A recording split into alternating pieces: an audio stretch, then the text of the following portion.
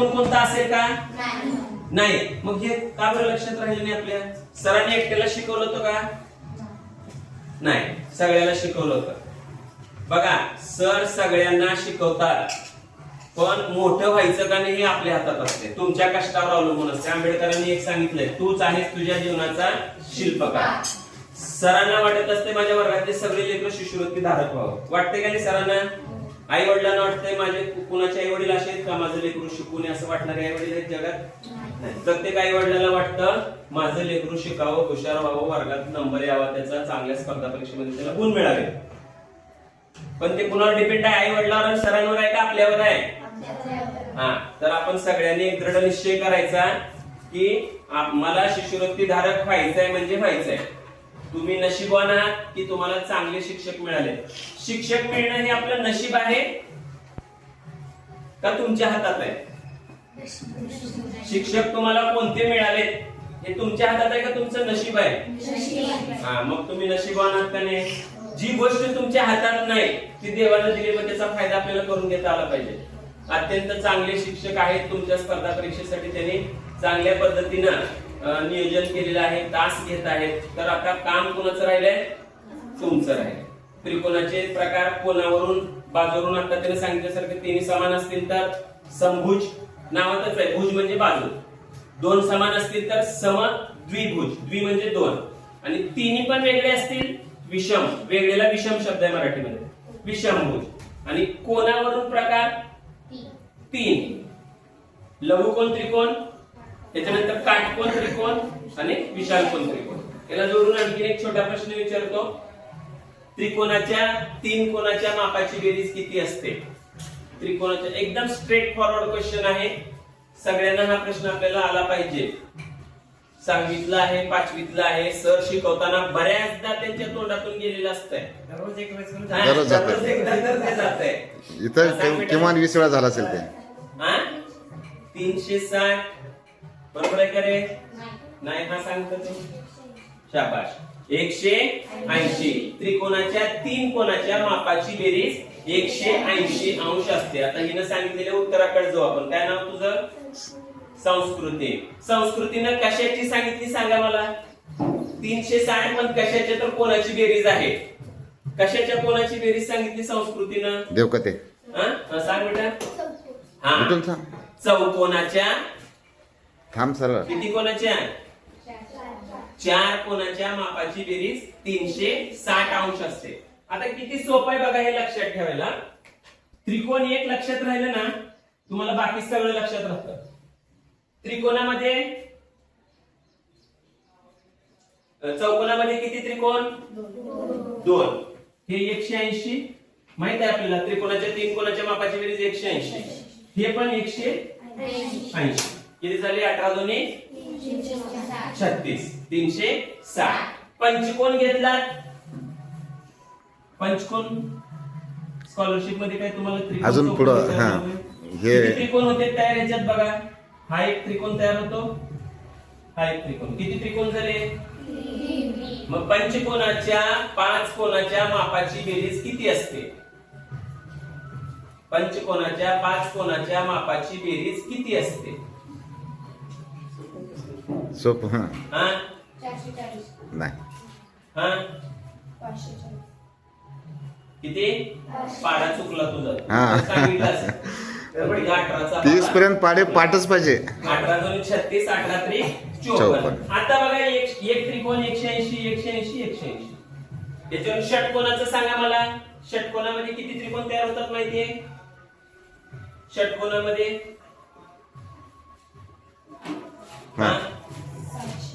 शाबाश. षटकोनामध्ये 4 त्रिकोण तयार होतात. आणि हा, मग तुम्हाला एक गोष्ट माहितीये, त्रिकोणाच्या तीन कोणाच्या मापाची बेरीज 180 आहे. त्याच्यावरून तुम्ही चौकोनाचं गणित विषयाचा फायदा असा आहे की गणित विषयात जास्त पाठांतर करायची गरज नाही. काही त्याच्या क्लृप्त्याप्रमाणे आपण काम करत गेलो की आपल्याला ते जमतं. बरोबर आहे? बसा. छान. 7वीला मला वाटतं पहिल्या धड्यात त्रिकोण रचना आहे. बरोबर आहे ना? त्रिकोण रचना काय आता आपण करत बसणार नाही, फक्त मला थोडंसं स्टेप सांगा. त्रिकोणाची गुणधर्म, प्रॉपर्टी ऑफ ट्रायंगल. गणित मी सांगतो तुम्हाला.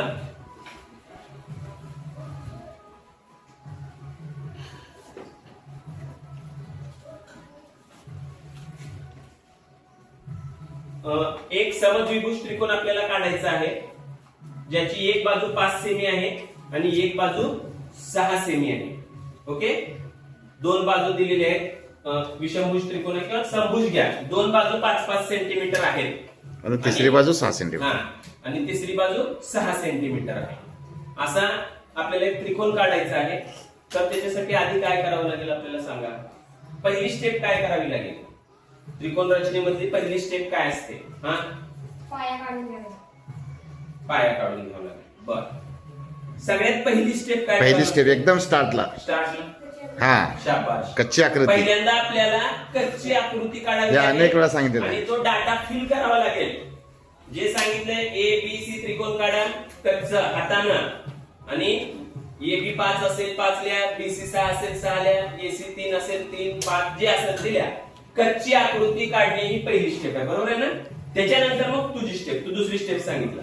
पाया काढून घ्या आधी, आणि मग कंपास मध्ये अंतर घ्या आणि कंपास मधल्या अंतरानं पट्टीवर मोजा, तेवढे चाप काढा आणि त्या पद्धतीनं तुम्हाला ते करता येतं. दुसरा धडा कोणता आहे गणितामध्ये? इंटिजर्स.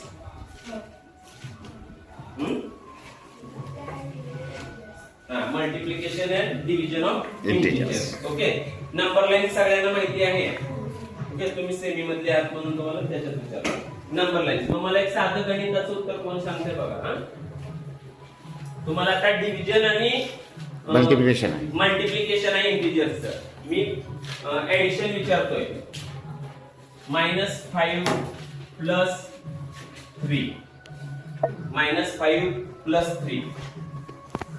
एकदम सोपं आहे. ज्याच्या डोळ्यासमोर नंबर लाईन्स आहे त्याला याचं उत्तर लगेच येईल. ओके, शाबाश. मुलं एक्सपर्ट आहेत बघा मुलींपेक्षा. तू सांग, काय नाव तुझं बेटा? आसावरीनं 8 सांगितली. संस्कृती तुझं काय उत्तर? +2 संस्कृतीनं सांगितली. आपण सगळ्याचे मत सगळ्यांचे उत्तर घेऊ. प्रत्येकाच्या मताला किंमत आहे. अनुष्का, -2. अनुष्का तुझं काय? अनुष्का -2 अनुष्काचं परत. तुझं -8 वेगळाला बघायचं उत्तर. अजून तुझं काय बेटा? -8. चला, आता बरोबर उत्तर काय यायचं? -8. कसं सांगा? ऍडिशन करताना काय करतो आपण? पहिल्यांदा कुठे जातो? नंबर लाईन आहे, आठवते सगळ्यांना? काढतो इथं कच्ची सहज. 0, -1, -2, -3, -4, -5. ओके, -5 वर या. त्याच्यामध्ये किती ऍड करायचे? +3. प्लस म्हणजे उजवीकडे जावं लागतं, मायनस म्हणलं की डावीकडे जावं लागतं. पहिल्यांदा पहिल्या संख्येवर आलो -5 वर, आणि 3 घरं मला उजवीकडे जायचंय कारण +3 आहे. मग 1, 2, 3 आलो कुठं? -2. दिस इज द करेक्ट आन्सर. एक संख्या मायनस एक संख्या प्लस असेल तर काय करायचं? एक संख्या प्लस एक संख्या, हा ती पण ट्रिक लक्षात ठेवा तुम्ही. मोठ्या संख्येतून लहान संख्या वजा करायची आणि मायनस चिन्ह घ्यायची. दोन्हीचे चिन्ह प्लस तर असू शकतात, दोन्हीचे चिन्ह मायनस तर असू शकतात, आणि एक प्लस आणि एक मायनस. मग ज्यावेळेस दोन्हीचे चिन्ह समान आहेत, दोन्हीचे चिन्ह समान आहेत त्यावेळेस बेरीज करायचं आणि ते चिन्ह आहे ते द्यायचं. आणि ज्यावेळेस चिन्ह वेगळे वेगळे आहेत त्यावेळेस मायनस करायचं आणि मोठ्या संख्येचं चिन्ह द्यायचं. बघा आता इथं मायनस होणार, 5 आणि 3 ची वजाबाकी होणार 2. मोठी संख्या कोणती दिसायला? बरं का, हा संख्या रेषेचा विचार केला तरी लहान आहे, दिसायला 5 मोठी ह्याचं चिन्ह आपण त्याला द्यायचं. ही ट्रिक म्हणून लक्षात ठेवण्यासाठी.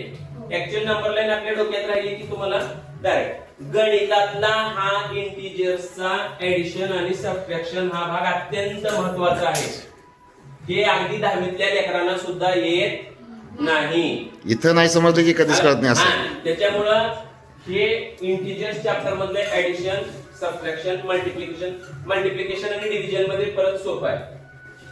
बघा -8 × 4. चला याचा आन्सर काय येते सांगा. -8 × 4. याच्याच खाली 2-3 आपण लिहूया. सेमच गणित फक्त.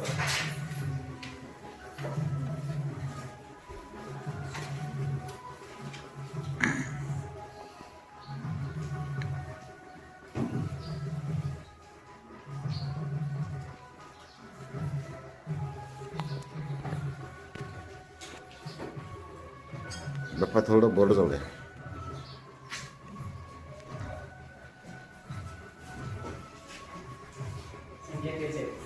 सगळ्या संख्या त्याच आहेत बघा. आता याचे उत्तर बरोबर सांगायचं आहे. बरोबर सांगायचं का? फक्त चिन्ह बदललेले आहेत. काही जण मी आम्ही या राज्यातले नाहीत असं म्हणून बसले बघा काही जण. है का नाही?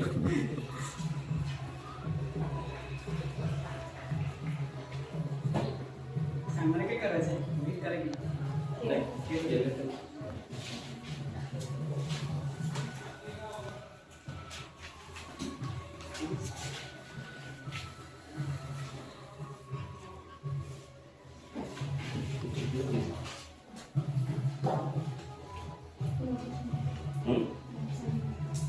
मल्टिप्लिकेशन मध्ये मोठाचा काय विषय. मल्टिप्लिकेशनचा तक्ता लिहून दिलेत सरांनी तुम्हाला पुस्तकात पण गडद रंगात तक्ता आहे. ऐका नियम शब्दात सुद्धा लिहून दिलेले आहेत. सांग पहिलं गणित सांगतो. उत्तर सांगतो. -32 व्हेरी गुड. मायनस संख्या कधी पण कंसात लिहावी. ओके हा चला सेकंड तू सांग बेटा. 32 व्हेरी गुड. 32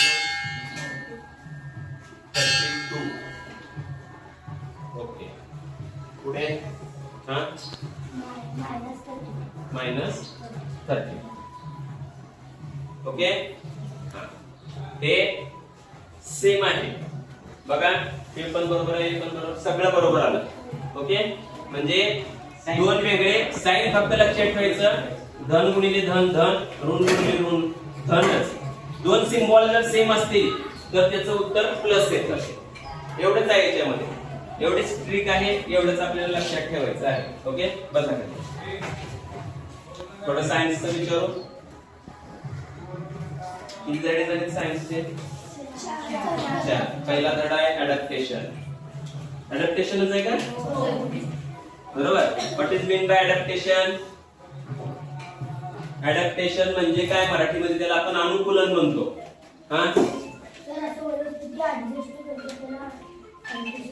बर. वनस्पती ऍडजस्ट करतात त्याला. फक्त वनस्पतीच करतात का मग ऍडजस्ट? वनस्पतीच करतात, आपण करत नाही. साधं नवीन सर वर्गात आले तरी आपण ऍडजस्ट करतो. सरांचा अंदाज घेतो आपण कसे काय, यांना काय आवडतं. पहिल्या दिवशी आपण शांत राहतो, दुसऱ्या दिवशी थोडं जवळ जातो, तिसऱ्या दिवसापासून पोती ओळखतो आपण. नाही का नाही? सरांना काय पाहिजे काय नाही, कसं बोलायचं हे सगळं. This is a one type of adaptation. हा सांगता प्राणी, वनस्पती, मनुष्य हे सर्व अडॅप्टेशन म्हणजे वर्गीकरण करणे. आता माणूस असतात, प्राणी, वनस्पती, आता त्यांचे अनुकूलन. अडॅप्टेशन म्हणजे वर्गीकरण का? वर्गीकरणाला वेगळा शब्द आहे क्लासिफिकेशन. बरोबर आहे. अडॅप्टेशन म्हणजे संजना हा इंग्लिश मध्ये मराठीत सांग. Maturation changes occur in the body parts and also in the behavior of organisms. This helps them to help adjust in their surroundings. The changes are called adaptation. कडते very good, शाबाश. तिने जसंच्या तसं पुस्तकातली व्याख्या पाठ केलेली आहे. बरोबर आहे. काय नाव बेटा तुझं? संजना. कडते सरांचे नाव आहे. होय कडकेसरचे नाव आहे. बसा बेटा. ग्रॅज्युअल त्यात तुम्ही बघा पूर्ण डेफिनेशन पाठ होत नसले तर त्यातले कीवर्ड जे असतात ते तरी तुमच्या डेफिनेशन मध्ये हवेत. ग्रॅज्युअल चेंजेस म्हणजे हळूहळू होणारे बदल. Occurs adjust to surrounding. Surrounding म्हणजे आपल्या सभोवताली